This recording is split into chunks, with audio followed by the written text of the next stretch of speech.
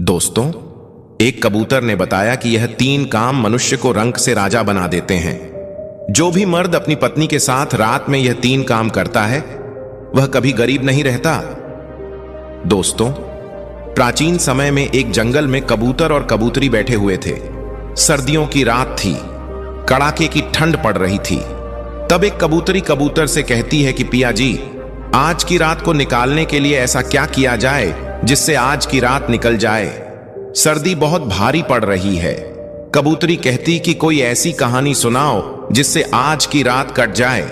कबूतरी की बात सुनने के बाद कबूतर कहता है कि तुम ध्यान से सुनो, बड़ी ज्ञानवर्धक और प्रेरणादायक कहानी मैं तुम्हें सुनाने जा रहा हूं। अब कबूतरी ध्यान से सुनती है और कबूतर कहानी शुरू करता है। जो लोग इस कहानी को सुन रहे हैं, इस कहानी को पूरा सुने। कहानी के अंत में कबूतर 3 बातें बताता है जिन्हें आपको आपके जीवन में याद रखना चाहिए और अपने जीवन में अपनाना चाहिए। तो दोस्तों, कबूतर कहानी शुरू करता है और कहता है, हे प्रिय, बहुत समय पहले की बात है। किसी नगर में एक राजा रहता था। एक रोज वह राजा अपने दरबार में बैठा हुआ था। तभी उसके दरबार में एक भिखारी आया। उस भिखारी की बड़ी दयनीय स्थिति थी। जर्जर शरीर, तन पर फटे पुराने मैले कुचले कपड़े और लाचार बेबस निगाहें। राजा ने जब उस भिखारी को देखा तो उस पर बड़ी दया आई। राजा ने तुरंत अपने खजांची को बुलाया और उसे आदेश दिया कि इस भिखारी को उचित भिक्षा देकर विदा करो। दोस्तों, भिखारी तो भिक्षा लेकर राजा को धन्यवाद देकर वहां से चला गया, लेकिन राजा के सामने एक प्रश्न छोड़ गया।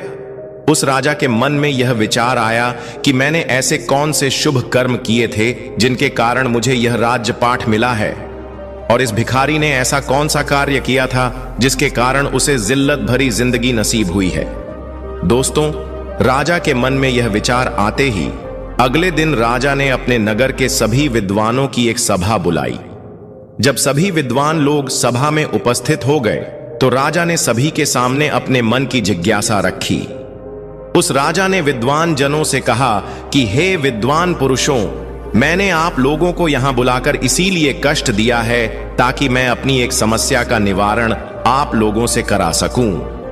मेरे मन को एक विचार बहुत ही विचलित कर रहा है। राजा के यह वचन सुनकर सभा में बैठे हुए विद्वानों में से एक विद्वान ने खड़े होकर पूछा कि महाराज, ऐसी क्या उलझन है जो आपको विचलित कर रही है? ऐसा कौन सा विचार है जो आपको परेशान कर रहा है? कृपया आप उसे हमें बताएं। राजा बोला, विद्वानों, मैंने यह सभा इसलिए बुलाई है ताकि मैं यह जान सकूं कि किन शुभ कर्मों से मुझे